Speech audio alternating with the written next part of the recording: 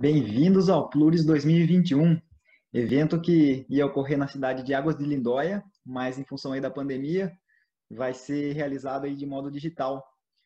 Eu sou Flávio Henrique Mendes, aluno de doutorado do Programa de Recursos Florestais, na Exalc USP em Piracicaba. Essa investigação foi feita juntamente com o técnico em informática Jefferson Polizel, da Exalc USP, o professor Hugo Romero, da Universidade de Chile, em Santiago, e o professor Demóstenes Ferreira da Silva Filho, também da Exalc USP, em Piracicaba. O título é Quanto uma superfície urbana pode aquecer-se no verão e no inverno tropical. Como está organizada esta breve apresentação, um pouco de quem eu sou, contextualização, objetivo, metodologia, descobertas e conclusão. Então, eu sou daqui mesmo de Piracicaba, engenheiro florestal e licenciado em Ciências Agrárias, com mestrado em Ciências Florestais. Tenho MBA em Marketing e Agronegócios.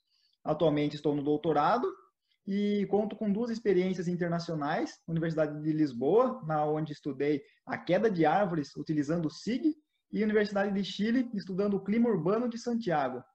Tenho mais de 70 publicações, dentre livros, capítulos de livro e artigos científicos, e minha área de atuação é arborização urbana, clima urbano, geoprocessamento, SIG, planejamento urbano, geografia e mapeamento.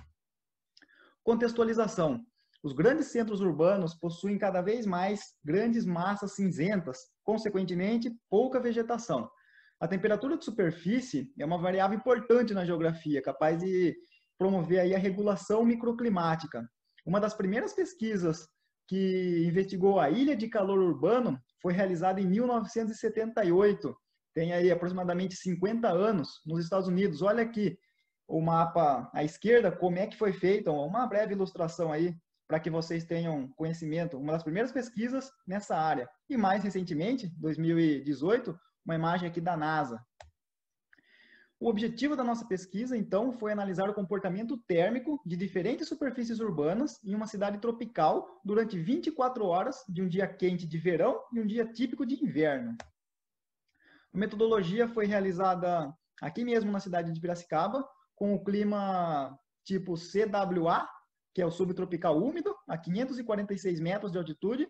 O verão é quente e chuvoso, inverno frio e seco, e temos aqui uma precipitação aproximadamente de 1.300 milímetros por ano. 40% da população mundial vive nos trópicos e ocupam 40% das terras. Então, temos aqui uma grande área de interesse em realizar pesquisas.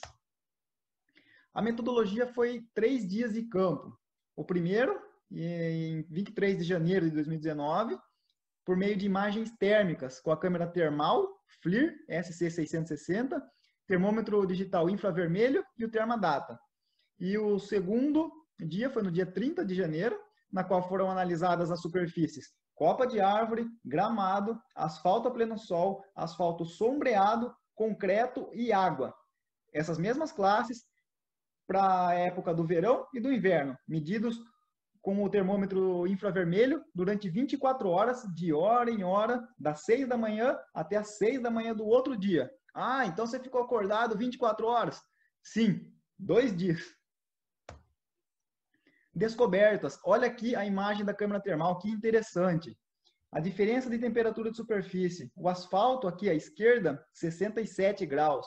Lembrando vocês, essa aqui é a mesma rua, um trecho sem árvore e no quarteirão da frente, um trecho com árvores, próximo aqui à Santa Casa de Piracicaba. A temperatura de superfície do carro escuro, olha aqui, 82 graus Celsius. A maior parte da temperatura aqui, praticamente tudo acima de 50 graus. Temperatura do ar, 36. À direita, numa área bem mais fresca, olha a superfície do asfalto, a diferença. Praticamente metade, de quase 70 graus Celsius para 35. E a temperatura do ar foi reduzida em 1 grau Celsius. Aqui temos 3 considerações. A primeira, 1 grau Celsius na temperatura do ar pode parecer muito pouco, mas na sensação térmica pode corresponder a mais de 10 graus Celsius no conforto térmico. Então, é um esforço muito grande que tem que fazer para a redução de 1 grau Celsius.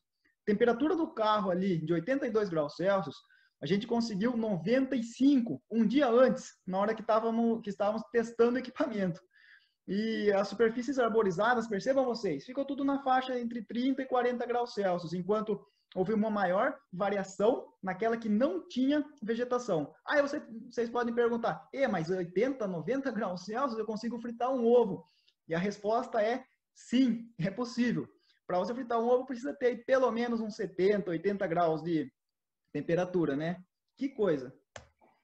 Olha aqui uma outra imagem comparando, na Avenida Cássio Pascoal Padovani. A mesma rua, com dois lados distintos quanto à arborização e infraestrutura.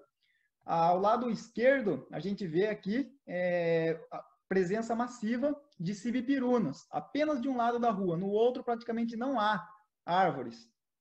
E a fiação nessa avenida, do lado esquerdo, é do tipo compacta, que favorece o convívio mais harmônico com a vegetação, enquanto o lado direito é aquela fiação tradicional, convencional, que tem a cruzeta.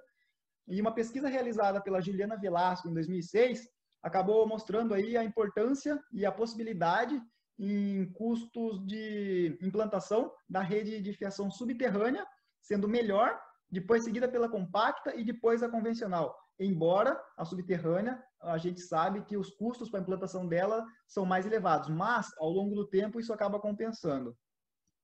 Olha aqui o mapa das 6 da manhã até as 6 da manhã do outro dia, medidos durante 24 horas, para o verão e para o inverno.